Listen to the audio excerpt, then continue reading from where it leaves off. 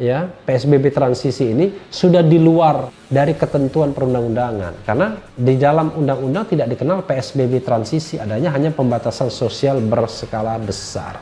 Dan kalau yang dirujuk adalah pelanggaran terhadap DKI, pelanggaran terhadap peraturan gubernur, ya sanksinya cukup sanksi administratif. Jadi tidak boleh double sanction ya.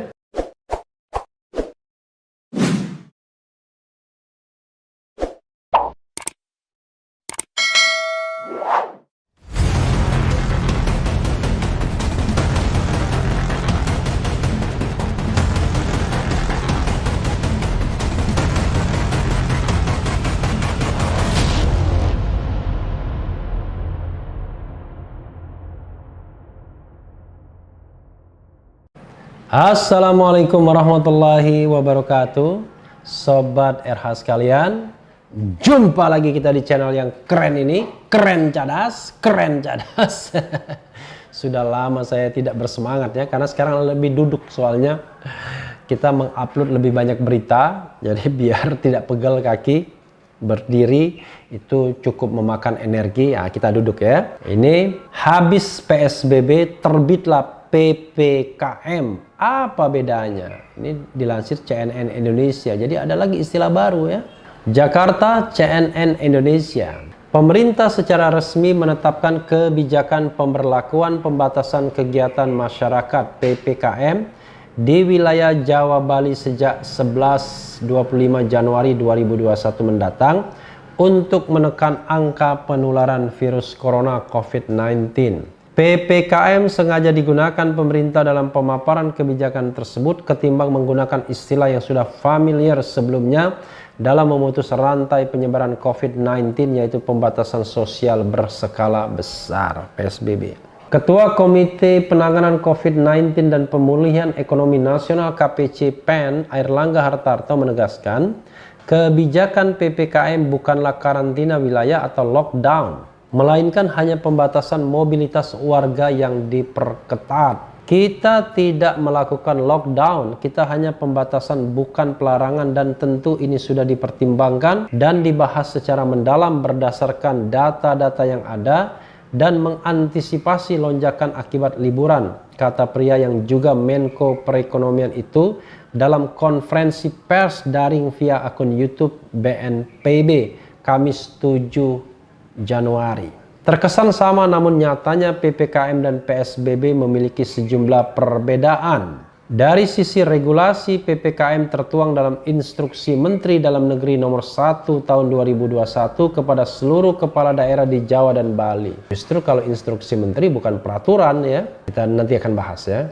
PPKM menyasar pada pembatasan kegiatan masyarakat secara terbatas berbasis pada kota dan kabupaten, bukan secara keseluruhan provinsi, kabupaten kota di Pulau Jawa dan Bali.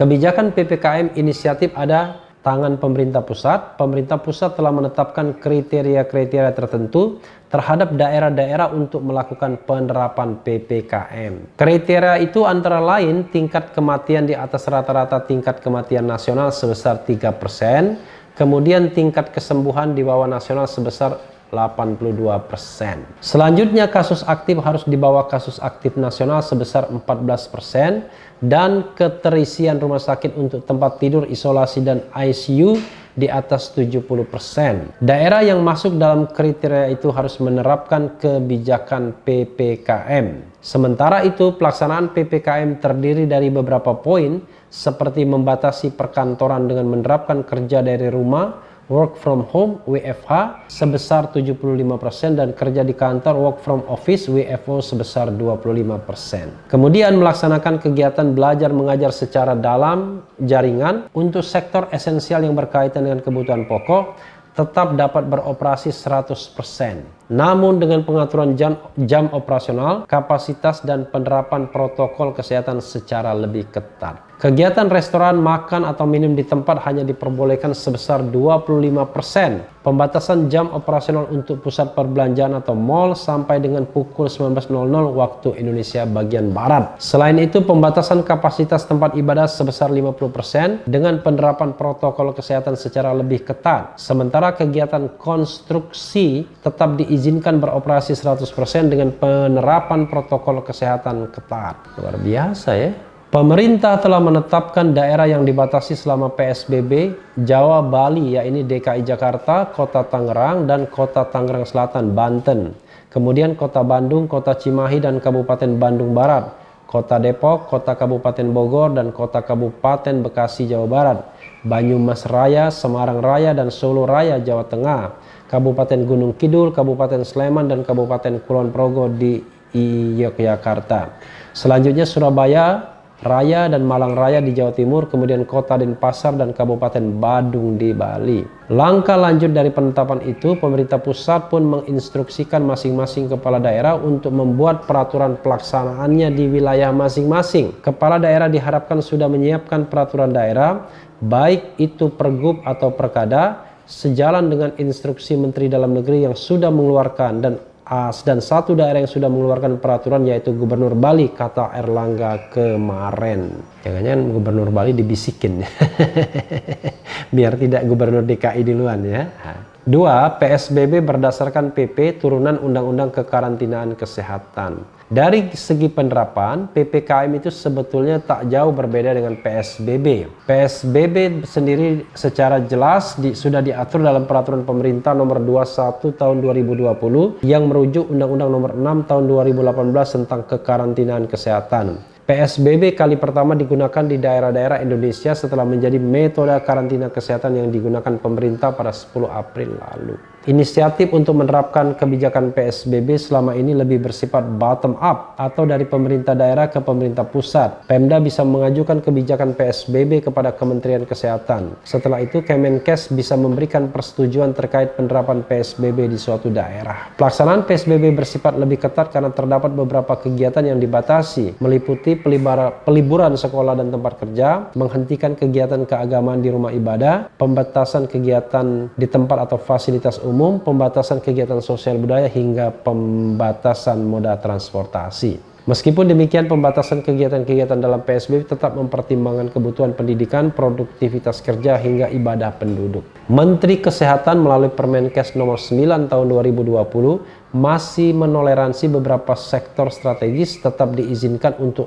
beroperasi. Aturan itu menetapkan pasar retail modern, pasar swalayan maupun toko swalayan, apotek dan tempat makan, warung makan, rumah makan, restoran tidak ditutup saat wilayah tertentu saat PSBB. Jangka waktu penerapan PSBB juga dilakukan selama masa inkubasi terpanjang yaitu 14 hari. Jika masih terdapat bukti penyebaran berupa adanya kasus baru, dapat diperpanjang dalam masa 14 hari sejak ditemukannya kasus terakhir. Kapuspen Kemendagri Beni Irwan menyatakan baik PSBB dan PPKM sejatinya sama-sama bertujuan menekan penyebaran COVID-19 dengan tidak menghentikan total roda ekonomi. Khusus untuk PPKM, daerah-daerah yang telah memenuhi salah satu atau lebih kriteria yang sudah ditetapkan oleh instruksi Kemendagri untuk segera melakukan PPKM agar mengikuti kebijakan yang sudah disampaikan pemerintah, kata Beni kepada cnnindonesia.com Kamis 7 Januari. Beni mengatakan kebijakan PPKM kembali pada kondisi dan kebutuhan peraturan di tiap-tiap daerah. Tentunya hal tersebut perlu dibahas atau dikaji secara cepat dan mendalam oleh masing-masing Pemda terlebih dahulu. Selanjutnya, sebagaimana tertuang pada instruksi Mendagri, jika dipandang perlu, kepala daerah dapat membuat peraturan kepala daerah yang mengatur secara spesifik tentang pembatasan dimaksud, kata Beni. Jika PSBB sudah diatur secara jelas pada peraturan pemerintah yang juga turunan dari Undang-Undang Kekarantinaan Kesehatan, tak demikian dengan PPKM. Berdasarkan pengamatan pada Undang-Undang Kekarantinaan Kesehatan, PSBB ditegaskan dalam pasal 1.11. Di sana dijelaskan bahwa pembatasan sosial berskala besar adalah pembatasan kegiatan tertentu penduduk dalam suatu wilayah yang diduga terinfeksi penyakit dan atau terkontaminasi sedemikian rupa untuk mencegah kemungkinan penyebaran penyakit atau kontaminasi. Undang-undang tersebut pun mengatur apa saja yang harus dilakukan meliputi kegiatan PSBB. Pada undang-undang itu kemudian menegaskan di pasal 60 bahwa ketentuan lebih lanjut mengenai kriteria dan pelaksanaan karantina rumah, karantina wilayah, karantina rumah sakit, dan pembatasan sosial berskala besar diatur dengan peraturan pemerintah. Sementara itu, PPKM tak tercantum dalam undang-undang tersebut secara tersurat. Oh, panjang juga ya kita bicara ya. PPKM sejauh ini ada pada instruksi Mendagri pada diktum ke-1, mengatur pemberlakuan pembatasan kegiatan masyarakat yang berpotensi menimbulkan penularan virus COVID-19. Kemudian pada diktum kedua mengatur hal-hal yang harus diterapkan pemerintah daerah saat pemberlakuan pembatasan kegiatan masyarakat. Diktum ketiga mengatur kriteria bagi daerah yang harus menerapkan PPKM serta diktum keempat pelaksanaannya di Pulau Jawa dan Bali. Ketua Satuan Tugas Penanganan COVID-19 Doni Monardo sebelumnya sudah mengingatkan agar regulasi PPKM antara pemerintah pusat dan daerah tidak bertabrakan atau berlainan satu sama lain. Doni meminta regulasi yang dibuat nanti juga tak membuat masyarakat bingung. Selain PSBB dan PPKM, sejauh ini sudah ada penggunaan sejumlah istilah yang kemudian dijadikan akronim dalam upaya pembatasan sosial dalam penanganan COVID-19 di Indonesia. Beberapa di antaranya adalah PSBB transisi, PSBB ketat, pembatasan sosial berskala mikro atau kecil, dan pembatasan sosial kampung siaga. Sementara itu, sejak kasus pertama COVID-19 di Indonesia diungkapkan Presiden Republik Indonesia Joko Widodo pada 2 Maret lalu, hingga per 7 Januari 2021, akumulasi paparan positif telah mencapai 797.723 orang. Dari total tersebut 659.437.000 sembuh dan 23.520 meninggal. Banyak juga yang meninggal ya, 23.520. Sebagai catatan, mudah-mudahan ya yang meninggal diterima di sisi Allah Subhanahu wa taala dan dianggap sebagai mati syahid ya.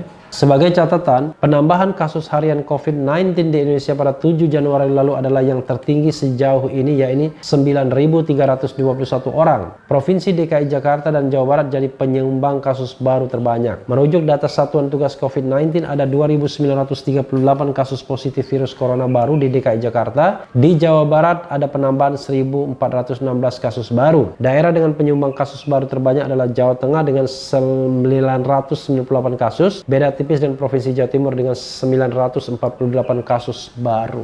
Ya, sobat era sekalian, panjang juga ya soal COVID-19 ini ya. Tetapi ada satu hal yang penting ya. Kenapa harus menerapkan PPKM? Sebuah terminologi yang tidak diatur di dalam Undang-Undang Kekarantinaan Kesehatan, Undang-Undang Nomor 6 Tahun 2018. Apalagi dasar hukumnya hanyalah instruksi Menteri Dalam Negeri. Jadi instruksi Menteri Dalam Negeri itu bukanlah peraturan. Dan jangan lupa bahwa yang namanya kepala daerah, gubernur, bupati, wali kota itu tidak hierarkis dengan Menteri Dalam Negeri.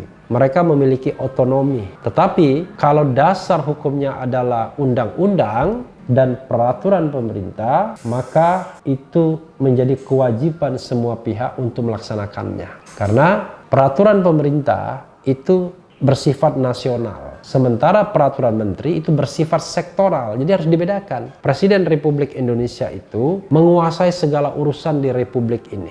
Menteri hanya menguasai urusan tertentu saja. Nah, urusan tertentu itu sifatnya sektoral dan biasanya pembatasnya itu adalah otonomi daerah kalau kita bicara tentang perspektif hubungan pusat dan daerah. Ketika negara mengatakan dalam kondisi darurat kesehatan masyarakat melalui penerapan Undang-Undang Nomor 6 2018, di situ ada pilihannya karantina wilayah, karantina rumah sakit atau pembatasan sosial berskala besar, maka sesungguhnya pilihan itulah yang harus dilaksanakan. Nah, gradasi dari penggunaan, dari penerapan 4 hal tersebut itu sangat bergantung pada aturan pelaksananya. Bisa diperketat, bisa ada pengecualian sepanjang itu tidak bertentangan dengan undang-undang. Karena undang-undang juga tidak mengatur hal yang detail dan lengkap. Jadi saran saya sebenarnya mengapa tidak diterapkan saja PSBB itu? Toh PSBB tetap bisa diisi. Misalnya kebijakan menutup sekolah itu bisa diisi dengan pengecualian. Kalau kita ingin pengecualian tertentu bisa dilakukan. Tapi kalau pengen ketat juga bisa dilakukan.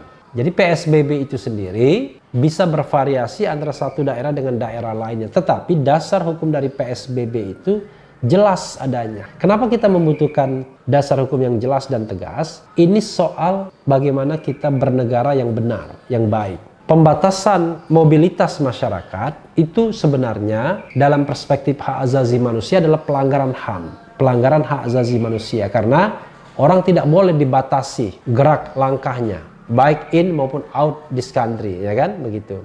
Tidak boleh juga dibatasi untuk pergi ke sebuah daerah dan kembali ke sini, misalnya ke Jakarta. Tidak boleh, theoretically. Tetapi tidak boleh itu ada pengecualiannya, di mana yang namanya HAM itu tetap bisa dibatasi, apalagi ini wilayahnya adalah non-derogable right, hak asasi manusia yang bisa dibatasi. Dan pembatasannya tentu dengan pasal 28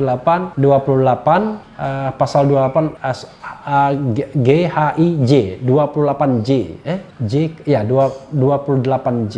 Jadi ada pembatasan hak asasi manusia bahwa demi misalnya ketertiban masyarakat, ya, menghargai harkat dan martabat dan lain sebagainya, termasuk juga ya untuk menjaga kesehatan masyarakat. Jadi ada justifikasinya pembatasan tersebut. Nah, justifikasi lebih lanjut dari pembatasan tersebut adalah ketika pemerintah mengatakan negara dalam keadaan darurat kesehatan masyarakat, bahkan darurat bencana nasional. Kalau saya ingin mengatakan harusnya pemerintah kembali tegas, yang dipakai adalah darurat kesehatan masyarakat atau darurat bencana nasional, karena itu akan menyangkut leading sektornya sesungguhnya.